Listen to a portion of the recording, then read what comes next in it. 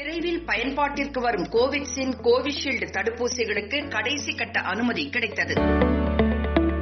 பிரதமர் நரேந்திர மோடி மற்றும் உலக சுகாதார நிறுவனம் இந்திய நிறுவனங்களுக்கு பாராட்டு. இந்திய சீரம் நிறுவனம், பாரத் பயோடெக் நிறுவனம் ஆகியவற்றின் தடுப்பூசியின் கட்டுப்படுத்தப்பட்ட அவசர ஒப்புதலுக்கு மத்திய மருந்துகள் தர கட்டுப்பாட்டு அமைப்பு அனுமதியுடன் பரிந்துரைகளை வழங்கியுள்ளது. நுரையீரல், நோய் எதிர்ப்பு, நுண்ணுயிரியல், மருந்தியல், குழந்தை மருத்துவம், உள் மருத்துவம் போன்ற பல துறைகளைச் சேர்ந்த அறிவார்ந்த நிபுணர்களை நிபுணர் குழுவை கட்டுப்பாட்டு அமைப்பு கொண்டுள்ளது என்பது குறிப்பிடத்தக்கது. இந்நிலையில் புனே இந்திய சீரம் நிறுவனம் தனது தடுப்பூசி வெளிநாடுகளில் 18 வயது அல்லது அதற்கு மேற்பட்ட வயதை கொண்ட 23,745 பேரின் பாதுகாப்பு, நோய் எதிர்ப்பு திறன் மற்றும் செயல்திறன் பற்றிய தரவுகளை சமர்ப்பித்தது.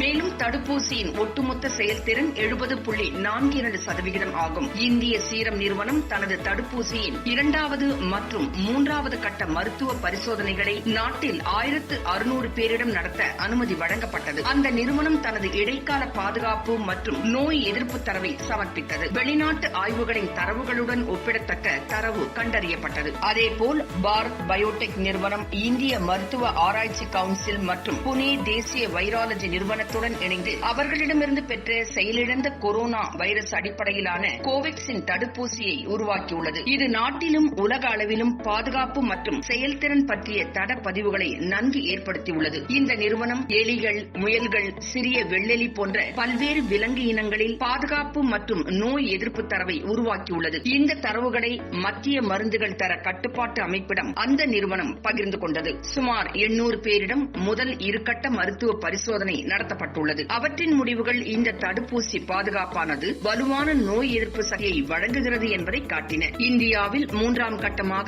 25,800 தன்னார்வலர்களிடம் இந்த தடுப்பூசியின் மருத்துவ பரிசோதனை தொடங்கப்பட்டுள்ளது. 22,500 பேருக்கு தடுப்பூசி போடப்பட்டு இன்று வரை கிடைக்கும் தரவுகள் அது பாதுகாப்பானது என காட்டுகிறது. நிபுணர் குழு பாதுகாப்பு மற்றும் நோய் எதிர்ப்பு திறன் குறித்த தரவுகளை மறு ஆய்வு செய்து பொதுநலனில் அவசர கால பயன்பாட்டிற்கு கட்டுப்பாடுகளுடன் அனுமதி வழங்க பரிந்துரை செய்தது. இந்திய சீரம் நிறுவனம் மற்றும் பாரத் பயோடெக் நிறுவனத்தின் தடுப்பூசிகள் 2 டோஸ்களாக வழங்கப்பட வேண்டும். இந்த தடுப்பூசிகளை 2 முதல் 8 டிகிரி செல்சியஸ் வெப்பநிலையில் சேமித்து வைக்க வேண்டும். போதுமான பரிசோதனைக்கு பிறகு நிபுணர் குழுவின் பரிந்துரைகளை ஏற்க மத்திய மருந்துகள் தர கட்டுப்பாட்டு அமைப்பு முடிவு செய்தது. அதன்படி அவசர சூழ்நிலைகளில் கட்டுப்படுத்தப்பட்ட பயன்பாட்டிற்கு இந்திய சீரம் நிறுவனம் மற்றும் பாரத் பயோடெக் நிறுவனங்களின் தடுப்பூசிகளுக்கு அனுமதி வழங்கப்படுகிறது. இந்நிலையில் வளர்ச்சியடைந்த நாடுகளுக்கு இணையாக இந்த மருந்துகளை கண்டுபிடித்து தயாரித்த 2 மருந்து நிறுவனங்களையும் பிரதமர் திரு நரேந்திர மோடி பாராட்டியுள்ளார். அதேபோல் உலக சுகாதார நிறுவனமும்